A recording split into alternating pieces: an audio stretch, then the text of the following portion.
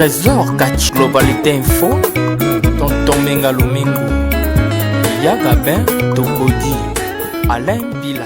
Reconnaît va toujours sous la zone, mais sur le côté, pour les gars Globalité Mono, et puis sur ma café, et puis c'est cette fenêtre, tous en arrêtant. Globalité Info Moscou, l'information sur la fraîche, donc nous sommes sur place. Donc, Bissonio Sokaka, Globalité Moscou. RSS sur Russie, sur une miniature, tu les la globalité. C'est vrai, tu fais un tag, tu fais un rapport.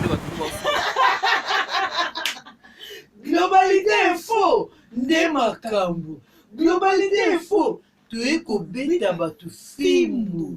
Pour s'abonner massivement. Check, check. N'hésitez pas à liker la vidéo si elle vous plaît et si vous êtes nouveau sur la chaîne, n'oubliez pas de vous abonner et d'activer la notification pour ne rater aucune de nos prochaines vidéos. On commence. Bienvenue dans votre chaîne Global TV Moscou. Ça dépend de l'heure à laquelle Oyobozo capte biso, donc on a un téléphone, on a une tablette nabino.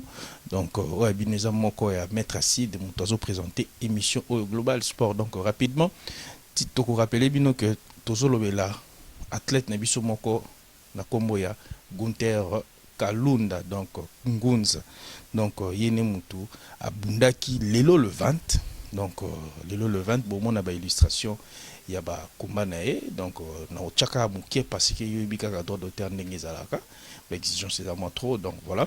Mais na relaxa bino préparatif na e, ba préparatif na nyo surtout ndenge ngo préparer komba na e ya le 20, donc tozonga mo mukie na ndenge akotaki na Singapour na ceinture. Non, on rappelle nous rapidement que y a champion, il y a UFC, donc il y a catégorie na ye nem tozana titre, donc il y a ngo moni ameka ki pe ko bima kandi zalaka moni sport eza universel de bazo ki contrat ya okendo bunda na Singapour, donc voilà to bige mona moi le recoti par rapport à vitesse. Donc voilà rapidement ngane tina ye boye na ye ka ko vitriner, donc comme d'habitude to meka ko zoyer na téléphone ameka ko expliciter biso moi mukie ndenge komba na ele kaki, donc tokotala tokoyoka mukie en attendant nga nazoluka numéro na e botala ba illustration déjà ya moi ba komba oyo déjà ça livraki, donc et puis na ndenge ba préparatif na ya komba na ya Singapour précisément na Shanghai, donc bon mon n'a pas arrivé na enta komaki na Shanghai,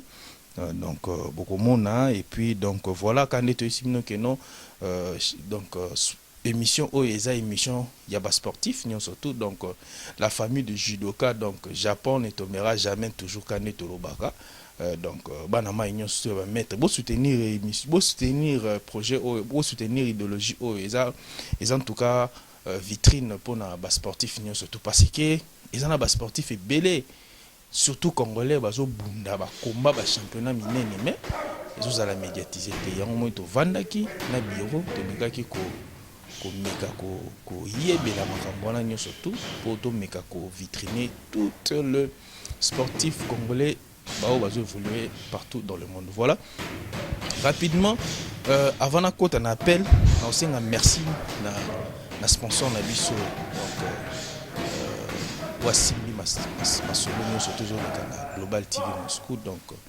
rapidement donc Gogas Massamba, donc 007 code à Moscou quand Lubara, donc voilà rapidement. Et puis on a partenaire, il y a chaîne au Baza Musica Paris Belgique Bundeswana na Paris na moni Arnaud Calonge, donc garçon moko il y a Play, donc Noko Choba Salam, et puis rapidement Emmanuel Kaniki la foudre, donc mon ami Choba Salam na qui rapidement na Bundeswana Trésor et Tempo, donc mon ami a super la salam, donc rapidement va mettre bien surtout il y a judo au bazar à Paris, bazar en France pour s'abonner rapidement, donc un pays d'Ari et Dali Kanyaka mettre Golba na Canada, Gikinsala na Canada on a donc bateau yo ba sosimba vraiment chaîne ndenge na ba idée na ba boule te yo ebika, mais en tout cas tous on pour toujours travailler dans mon professionnalisme, mon équipe mobile mesali ou ils ont contacté athlète ba judoka ou bazo bunda ba championnat minene ba on ne bazo tindela biso ba image pour tout meka ko to meka ko illustrer les bino déjà bomona na sima déjà wana c'est bon déjà quoi donc na sima déjà bomona ndenge mona ma zo préparer et puis rapidement to rappeler bino que le 22 OEP na tchaki image ya Impact Kitenge a Rubunda le 22 juin na New York donc bozanga te ba congolais nyonso à New York en tout cas bozala wana bokende bocha judoka na bino donc pepoa azobunda a Rubunda King Boxing donc voilà rapidement donc maître Chouambomba donc na Paris na France wana na PSP ba salam ebele donc voilà rapidement toko luka to me kozwaye to éviter ceux qui aza en ligne donc to ba ceux qui toko zoyer en ligne parce que quand les to ebise bino que congolais peut-être même ça déjà vol na pour Akita South Africa donc voilà. Donc, peut-être qu'elles ont en ligne. Donc, voilà.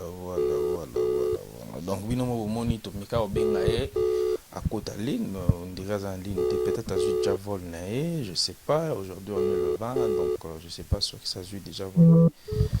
Donc, apparemment, on dirait Azan en ligne T. Donc, voilà. Tout éviter. Donc,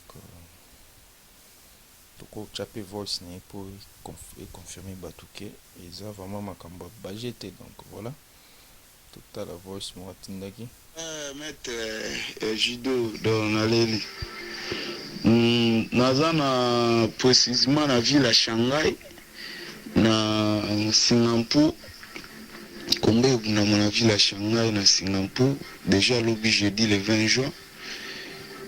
Moi, histoire, on a un champion, il y a IFC. D'être sollicité la Ligue Moussous pour tout le monde a peu moi bambonga kuna moi mketo sollicité la Ligue Moussous. Il y a Libanda. Mais si l'autre bunda l'autre rose doit comprendre na Russie, l'autre rose doit comprendre aux États-Unis, donc c'est un peu ça quoi. Donc notre vidéo n'a combat n'a souka on a besoin na IFC. Il y a champion, donc il ça bien ma casse. C'est un peu ça maintenant. Donc Gunther Kalunda, Banda Jido et Bikombo Angwana donc mon mboka, changement nationalité, théâtre toujours congolais. Donc voilà binomoko bo moni boyoki donc moi na mboka changer nationalité donc voilà.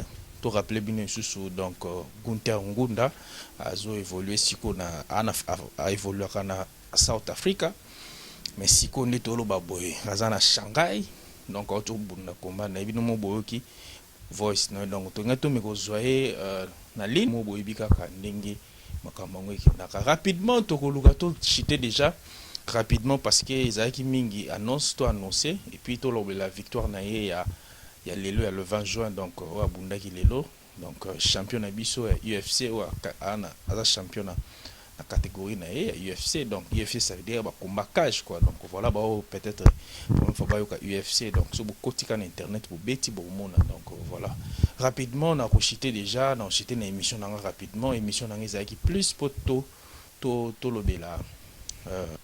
Donc athlète na biso o bazo évoluer vraiment mingi libanda mboka parce que baza tellement ébélé ils ont ba kombe zo bunda manette na Afrique du Sud wana ba kombe belé ba judo ba kombe belé ba combat ka zo bunda mais donc toujours ko promouvoir ko médiatiser ba biloko wana te yango moni rapidement je dis merci